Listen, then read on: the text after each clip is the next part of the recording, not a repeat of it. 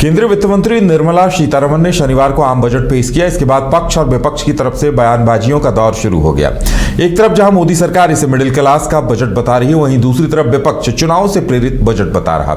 इसी कड़ी में आरजेडी प्रदेश कार्यालय में युवा राजद झारखंड प्रदेश अध्यक्ष रंजन यादव ने कहा कि केंद्र सरकार के बजट से देश के मजदूर गरीब वर्ग को बहुत उम्मीद थी, लेकिन उम्मीदों पर केंद्र सरकार खरा नहीं उतर पाई। सबसे पहले युवाओं को निराशा हाथ लगी। झारखंड की पूरी तरह से अनदेखी की गई। जिस तरह से विधानसभा चुनाव के दौरान पीएम मोदी एक एक गली घूमे, उससे लोगों को उम्मीद थी कि झारखंड के साथ सौतेला व्यवहार नहीं होगा, लेकिन बिहार की जनता को लुभाने के लिए लॉलीपॉप दिया गया है और देश की अर्थव्यवस्था के विकास के लिए कोई प्लानिंग नहीं की गई है। देखिए, बजट पूर्व एक बैठक की गई थी जो राजस्थान हुआ था। हमारे यहाँ के वित्त मंत्री भी गए थे, हमारे वित्त सचिव भी गए थे, जिसमें से सारे मांगे उन्होंने रखी थी। उन्होंने अपने जो झारखंड का बकाया पैसा है उसका भी मांग उसमें उन्होंने उठाई थी, लेकिन इस बजट में कोई प्रावधान नहीं किया गया कि झारखंड का पैसा कब मिलेगा कि नहीं मिलेगा, झारखंड का हिस्सा है या नहीं है। इस तरह से झारखंड के साथ सौतेला व्यवहार किया गया।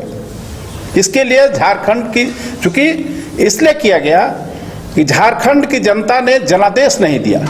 आपको पता है कि जब जनादेश नहीं मिलता है तो उससे लोग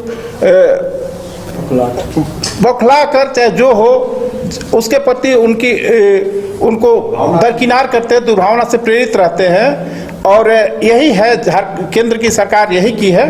बगल में बिहार में कुछ लॉलीपॉप देने का काम किया है, क्योंकि वहाँ चुनाव है। तो जब आप मानते हैं कि जब सरकार बन जाती है तो सरकार सबकी होती है। देखिए, बजट पूर्व एक बैठक की गई थी जो राजस्थान हुआ था। हमारे यहाँ के वित्त मंत्री भी गए थे, हमारे वित्त सचिव भी गए थे, जिसमें से सारे मांगे उन्होंने रखी थी।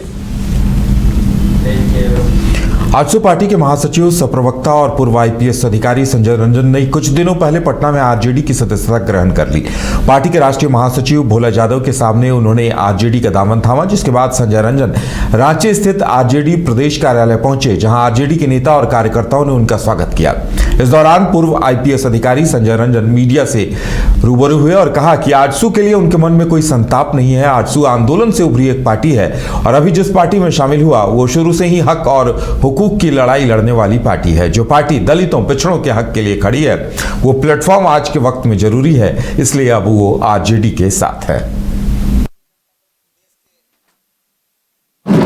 1977 के बाद जो परिस्थितियां बनी थी उसका प्रतिनिधित्व करती हुई पार्टी है, जिसने हक और हुकूक की लड़ाई शुरुआत से ही लड़ी है।